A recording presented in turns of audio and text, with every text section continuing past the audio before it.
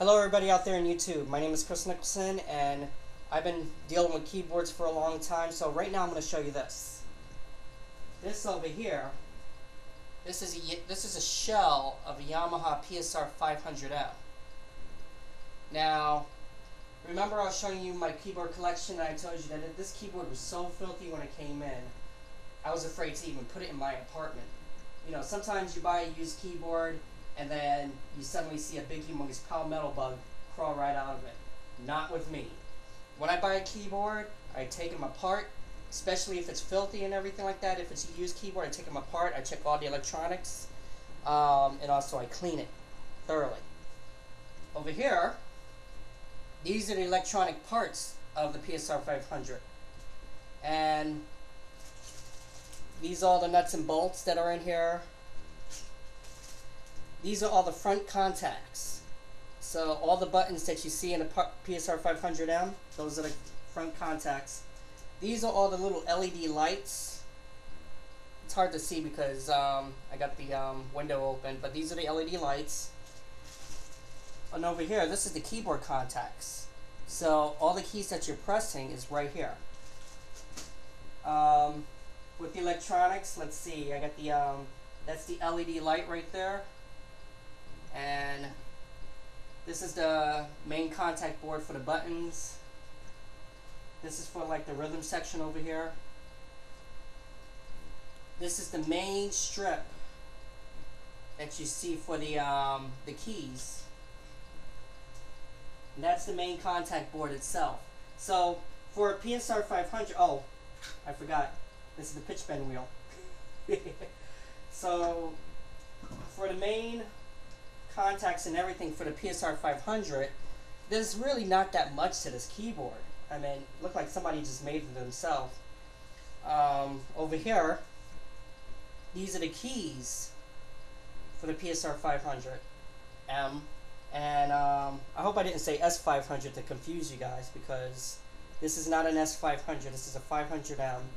Now, in the picture in the beginning, you saw a regular PSR-500, but only the difference between that and this is that the whole casing is black, and a 500M is usually only for music stores.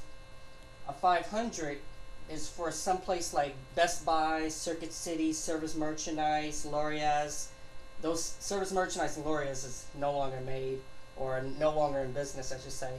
But also, there's another difference between a 500 and a 500M. There's a price difference. If you buy it at a music store, it's $50 more. So I got this 500M from a friend, and his house was just so corroded. It was like unbelievable. That was so disgusting. Now, if you see all the way over there, that's the back piece of the 500M. Right now, it's in the bathroom, in the bathtub, because I had to clean that thing thoroughly. You know, as I said, I don't want any critters or anything into the keyboards. Now, the first thing that you probably want to do is, if you have any X stands, it could be big or small, really doesn't matter. You have to set your X stand to the level that you can hold the keyboard to, because you're going to have the keyboard basically upside down. Now, let me close up to the keyboard, and you see these little holes? These are where you're going to be putting your contacts in. So you got to make sure that the stand is not blocking any of those little holes of the contacts. So you put the stand where we're going to face it, and then you might not have the keyboard straight because it's still blocking a contact view. So you might have to have, you know, the shell of the keyboard on a slant of where the stand is. It's also best to put a book underneath the stand, wherever the contacts are not at, and you can get it stable.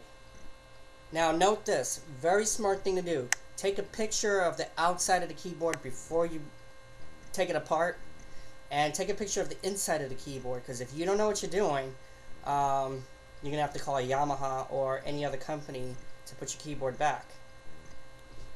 Now, each one of these buttons have a name and a color. So once you look at the name and you took a picture of your keyboard, you can actually put that button back. Now when you take out all the electronics and clean this keyboard, make sure you don't put the speakers into the bathtub, because that would be a dreadful sight. You won't ever see your speakers ever again. Anyway, we are going to take